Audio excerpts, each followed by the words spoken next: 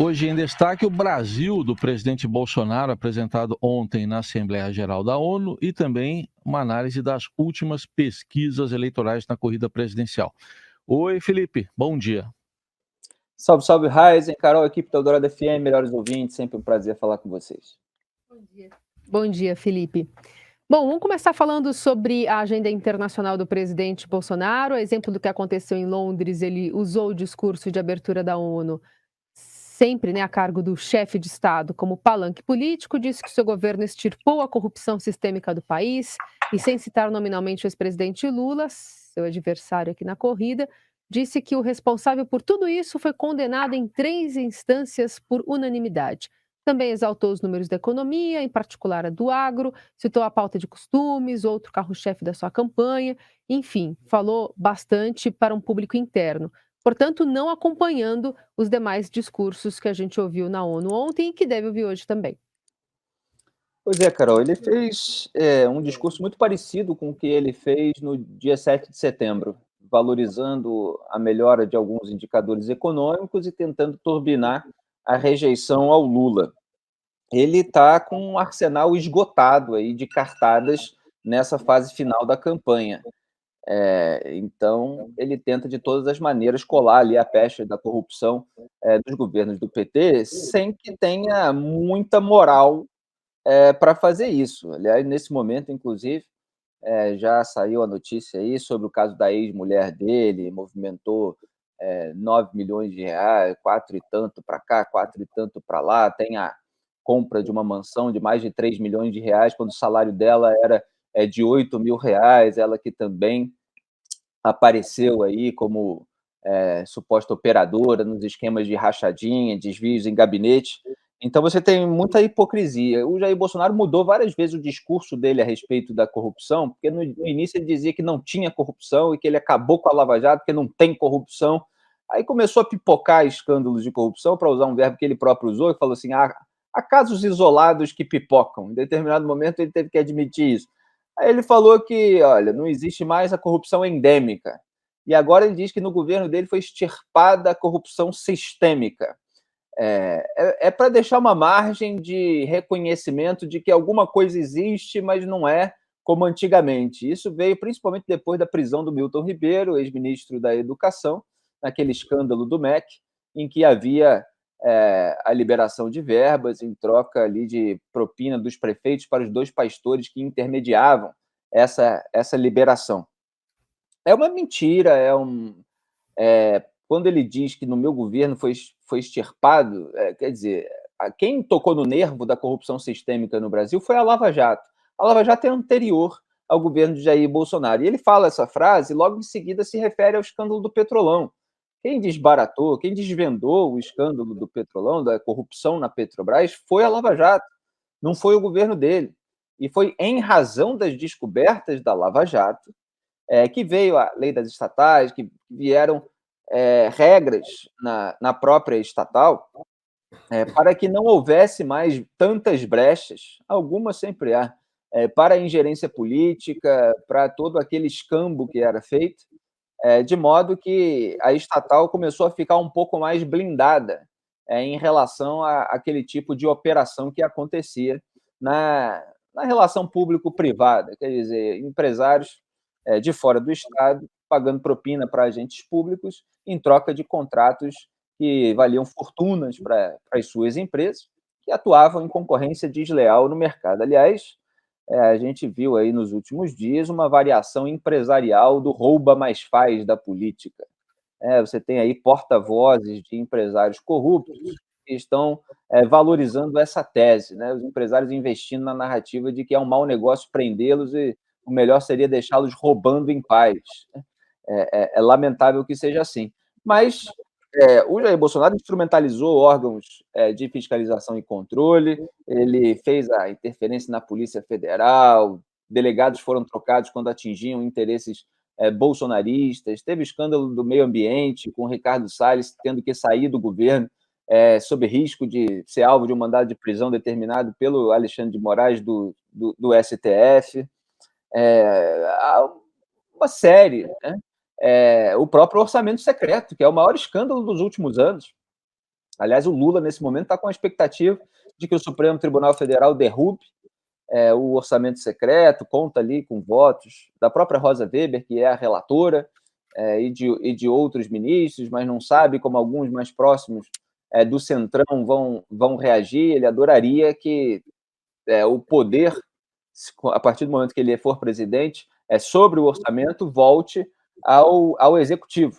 E graças à fragilidade do Bolsonaro, em razão das investigações das quais ele é alvo e sua família também, o Legislativo acabou se apropriando, né, de uma grande fatia do orçamento, e a gente vê as ramificações desse escândalo aí em uma série de reportagens importantes do Estadão.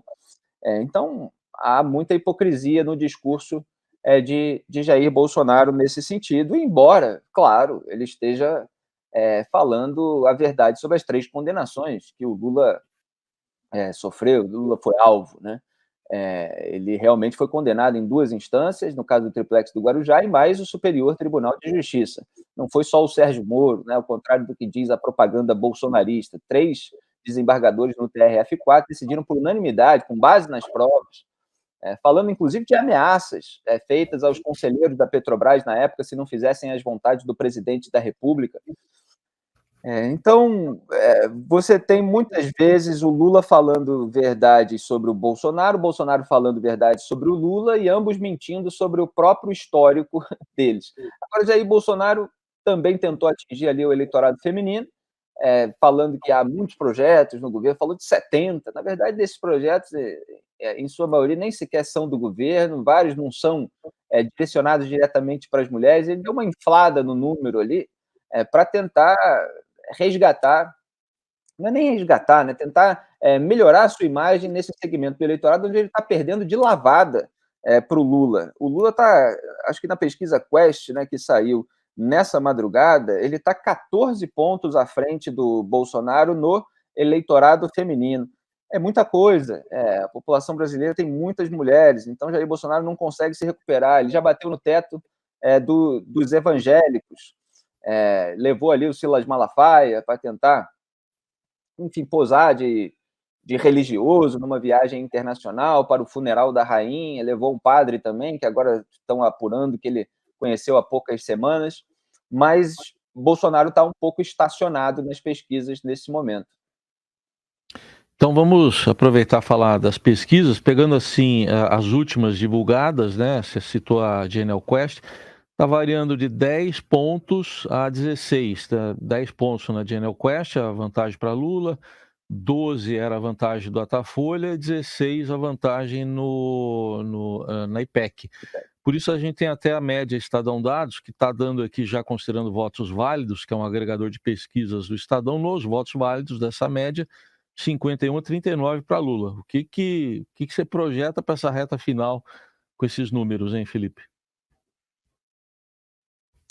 A situação realmente está bastante complicada para o presidente da República, porque a PEC do desespero, que foi aprovada com voto dos petistas, inclusive, não surtiu o efeito desejado e esperado pelo governo, pela campanha bolsonarista. Ele não consegue nem sequer diminuir a vantagem do Lula no Nordeste, não consegue diminuir a vantagem do Lula entre a população de baixa renda até 2 salários mínimos.